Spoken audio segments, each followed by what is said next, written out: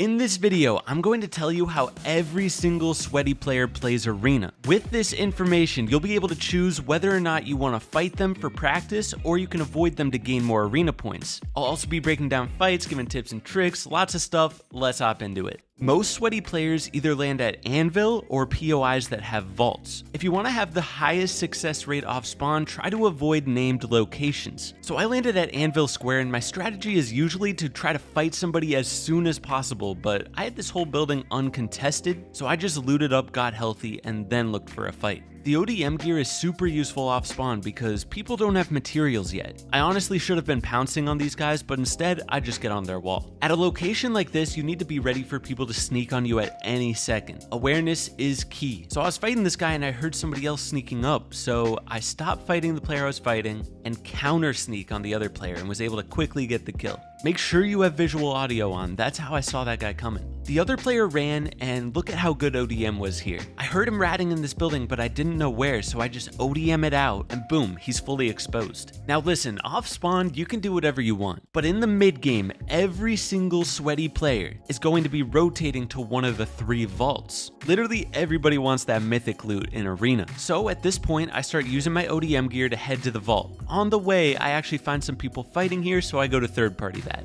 Best trick in the book, if you use the ODM gear, right as you hit their wall, pull out your shotgun. It glitches and pulls out your shotgun immediately and you can get a quick kill. You just have to time it and press that shotgun button right as you hit the wall, just like I did there. Now something you should notice when you're third partying a fight is if they're in the same box when you roll up, just like these 2 players were, that usually means that they're both going to be weak. So after I got that first kill, I apply so much pressure, just get right on his wall. Sure enough, he was weak, I get another free kill. On the way to the Brutal Vault, I find another player, and this guy was running out of Brutal, which means he's probably either scared or he's weak, so I fight that guy immediately. When I drop on his wall here, I don't immediately go to pickaxe. A lot of players in Arena are simply going to edit at you as soon as you're on their wall. So I hold my shotgun out, wait for him to edit, he doesn't, and that's when I go to pressure his wall. I also built a box out his side just in case he edited out in that direction. I would have had him boxed. But like I said, this guy was scared and he was weak.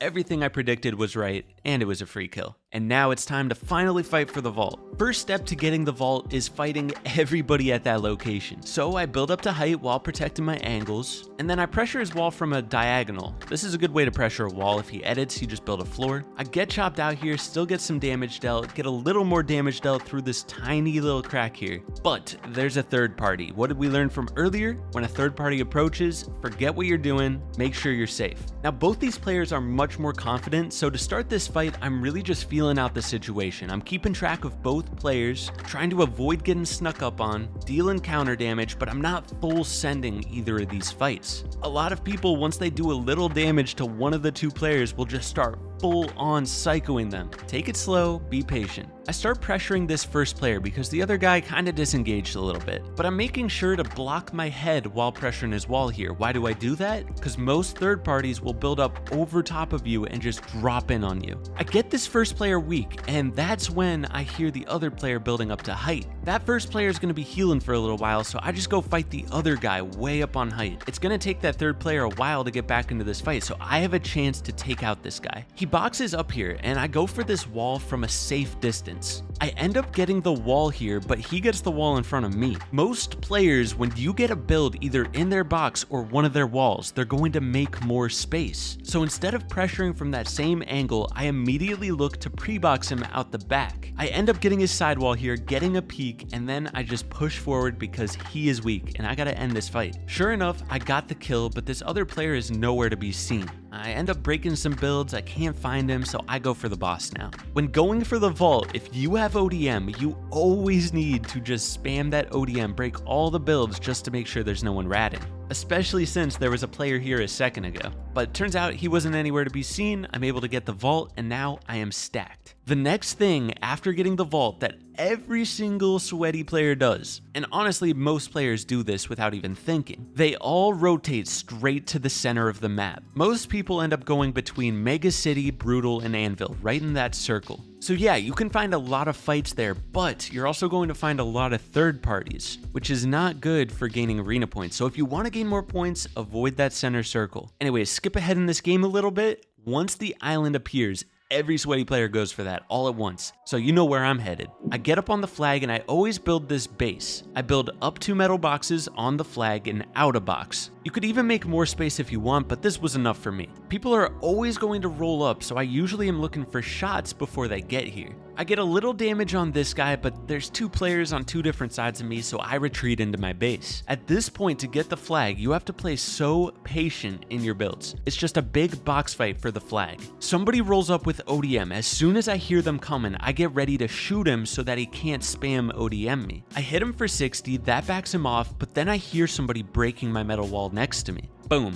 200. After getting that kill, the flag is actually capturing, so I really don't have to do anything except sit in this box. That's when another ODM player comes. As soon as I hear that, I look for a shot just like before, but now there's a lot of open space, so when I shoot him out, I immediately try to piece control him. I actually get him pieced here, but somebody else got the kill. One rule of thumb that you need to know is when a third party rolls up right after a player dies, he got that kill, they almost always assume that you're weak and they play way too aggressive. So knowing that, I just played back in my builds, he's just pressuring forward and I'm able to just drop him in my box and it's the freest kill. Third parties always assume you're weak for some reason. At this point, I've finally captured the flag and I got the Stark rifle. Now I am fully stacked and this is what every single sweaty player is playing for. The loot in my inventory right now. And at this point, the rest of the game is pretty straightforward. Everybody just fights everybody they see. So that's exactly what I do. First off, here's another example of why visual audio is so good. This guy that was gliding, I see him start to curve right on his path, and I know there's a secret exit out of this mountain there. So I head in that direction, and I got a free kill on the way. This is a different player. But look, he's based up right here, and I know this guy is mad scared because he ran before the fight even started, and whenever somebody runs away from a fight for no reason, it means they're not very confident. So I push up and do the ODM trick where you pull your shotgun out right away, and boom, 200. Now here was a really good fight. It starts out with me building up to high ground and I'm extending ramps towards the enemy. 1, this blocks the angle of the enemy so they can't shoot me, and 2, it also tricks the enemy into thinking I'm on those ramps. So then when I go up a few extra layers, I end up being on high ground. It's a really good trick to start a fight. Right here, I went for a surprise ramp flip, but I mistimed it, so I had to flip the ramp back the other way to block his shot. And then right here, I try to edit out the side, flip my ramp so I have a peek on him, but he was able to reset his wall in time. Then when I go for this right hand peek, he managed to pre-fire me, but no problem, I got a couple heals off and we're back at it. Now here's where I end the fight. I go up a layer here and I see he's on my layer, so I try to get him coned, but I see him go out the back up a layer. So I race him to that layer and I already have cones built on the bottom. So what I do is I claim the wall, get the cones over top, and boom, I basically have him full boxed already. And I just had to set up right hand peaks to finish it. If we go back in that fight, a lot of times when you're in this situation dragging cones on their lair, they're gonna try to go up on the back side. So you can do exactly what I did there, race them to that second lair, and so often you'll get them boxed. Piece control is literally just a race. Who can get to it first, who can stay a step ahead of the opponent, and that was a perfect example of that. To start this fight, I was racing for high ground, but I got shot out and didn't get it, so I blocked my angles on this lair. He ends up dropping down to me and falls down an extra lair. This was kind of awkward. He honestly could have shot me here, but he just didn't even react to me being right in front of him, and I got him full boxed, got some damage dealt. But right here, he's breaking out this left wall. When you see someone doing that, you can 1, try to hold that wall so they can't escape, or you can create a box in the direction that they're escaping to. That's what I did. I got him boxed here and finished the fight.